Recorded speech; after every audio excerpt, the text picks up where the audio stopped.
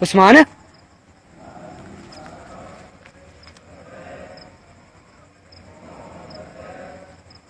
खड़ा है माइक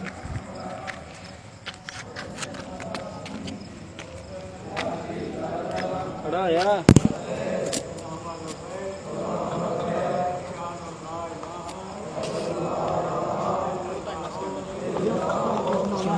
छड़ दे बस छड़ दे बंद छड़ दे बंद ही पई है कितने बंदी भी हाँ बस छड़ दे शेप बन रही है पूरी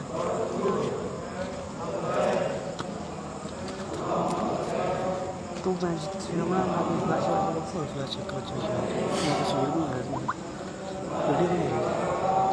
तस्वीरें बनाई जा रहे हैं तस्वीर का की फायदा तस्वीर तो जितना मर्जी आगे बना लो